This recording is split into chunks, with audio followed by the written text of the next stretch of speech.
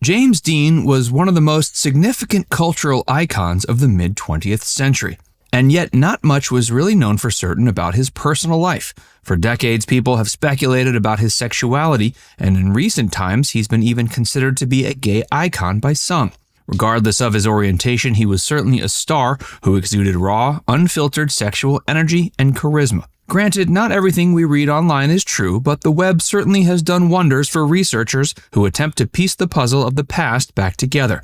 One fascinating piece of James Dean's puzzle related to his sexuality was revealed to us by his dear friend Elizabeth Taylor. Join Factsverse as we see which one of Dean's darkest secrets Taylor shed some light on in her final years. Taylor's speech at the 2000 GLAAD Media Awards. Elizabeth Taylor met Dean while working together on the set of the 1956 film Giant. Taylor played the character Leslie Linton Benedict, while Dean was given the role of Jet Rink. Other stars who appeared in that film included Jane Withers, Dennis Hopper, and Rock Hudson. Hudson, although discreet about his sexuality, was known to be gay. In 1984, he was diagnosed with AIDS and became one of the first stars to announce he had contracted the disease. He was sadly one of the first celebrities to die from AIDS when he passed away at age 59 on October 2, 1985. Elizabeth Taylor became lifelong friends with both Rock Hudson and James Dean.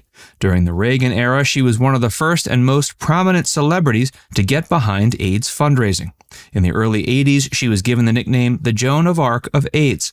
She remained a fierce ally of the LGBTQ community until her death on March 23, 2011. Taylor created the Elizabeth Taylor AIDS Foundation in 1991 and later founded the Elizabeth Taylor Medical Center in D.C.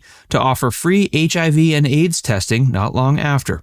In 2015, Taylor's former business partner, Kathy Ireland, revealed that during the 80s, Taylor ran an illegal underground network to distribute medications to people living with AIDS before the FDA had approved them. For her work dedicated to fighting AIDS, Taylor was honored with several major awards and honors. In 1987, she was made a Knight of the Legion of Honor. In 1993, she received the Jean Hersholt Humanitarian Award.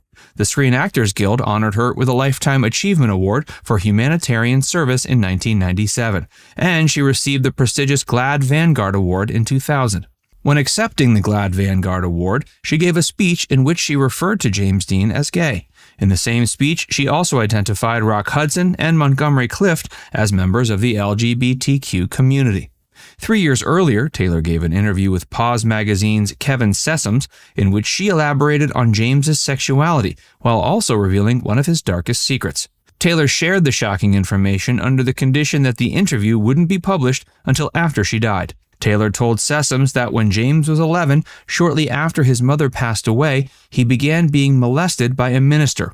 She went on to share it was her belief that Dean was haunted by that trauma for the remainder of his life. While filming Giant, Taylor shared that she and James would stay up all night talking.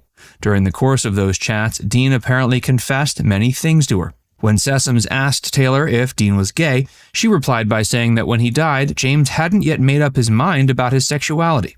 Hey, if you're enjoying this video so far, be sure to give it a like and subscribe to Factsverse if you haven't already. And stick around for more about James Dean and Elizabeth Taylor.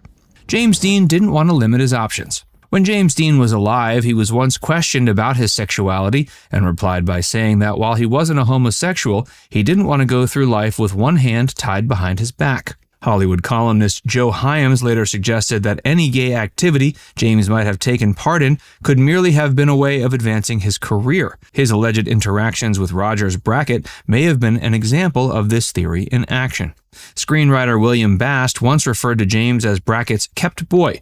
He also claims to have once found a drawing of a monstrous lizard creature with the head of Brackett in one of Dean's sketchbooks. Brackett himself later said while he was primarily interested in Dean as an actor, he had a father-son-like relationship with him that was also, as he put it, somewhat incestuous. One of Dean's college buddies from UCLA, James Bella, later said he didn't believe Dean was gay. He did, however, think James used his sexuality to get what he wanted out of life. Bella further claims he knew of a time Dean performed a sexual act in an agent's office to advance his agenda. Actor and filmmaker Mark Rydell echoed these sentiments when he said that while he didn't believe Dean was gay, he did have, quote, big appetites and exercised them, not just for trade.